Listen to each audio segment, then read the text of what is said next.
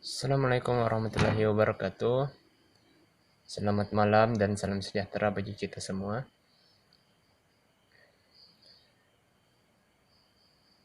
Ya, teman-teman sekalian, perkenalkan nama saya Farid.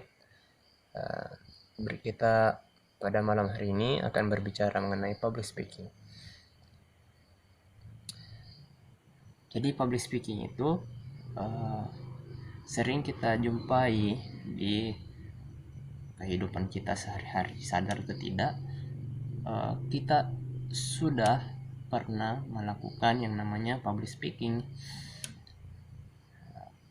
Biasanya public speaking itu kita jumpai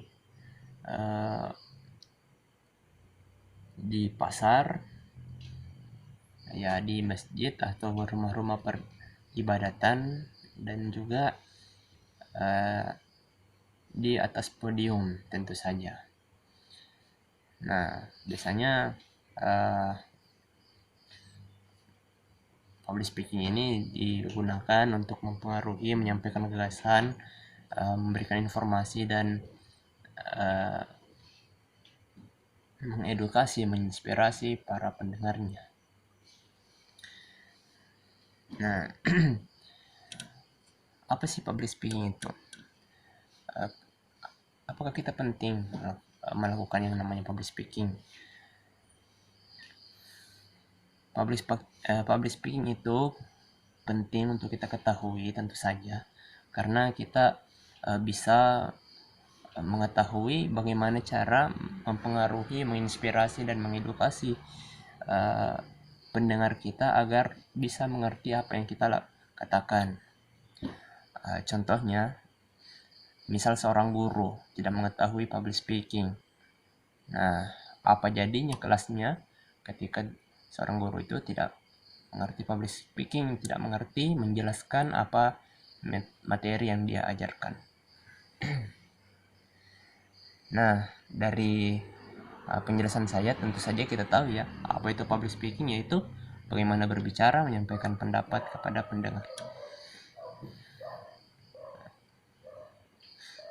Nah, tentu saja berkaitan dengan menyampaikan ini ada faktor-faktor yang mempengaruhi suatu pesan yang disampaikan kepada audiens itu bisa tersampaikan dengan baik.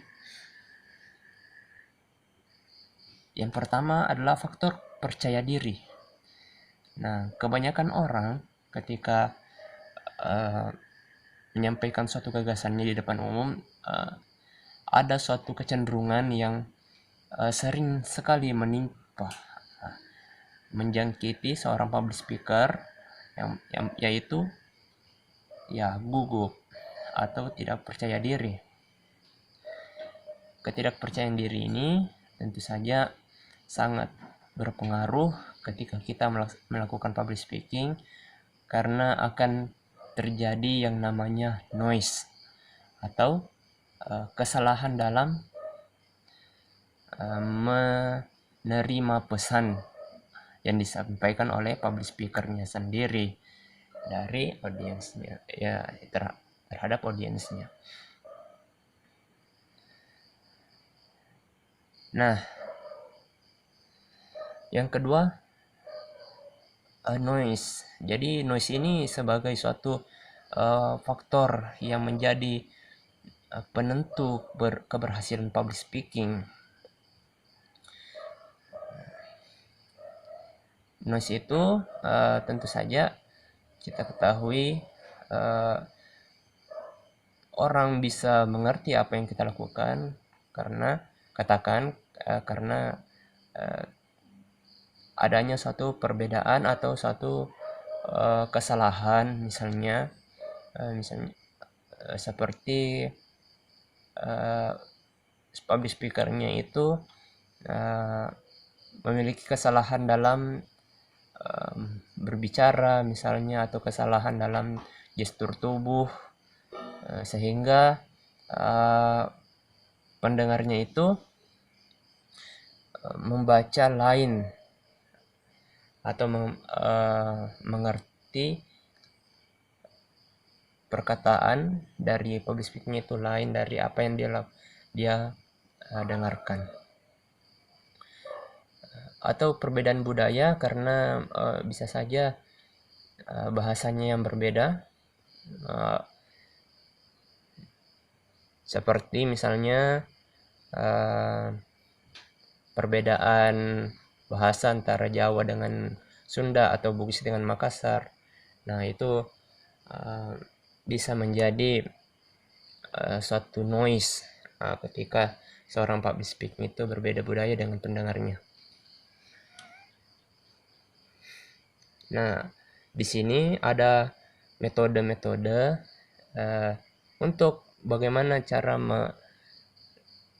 melakukan public speaking dengan baik. Apa itu? Yang pertama, ada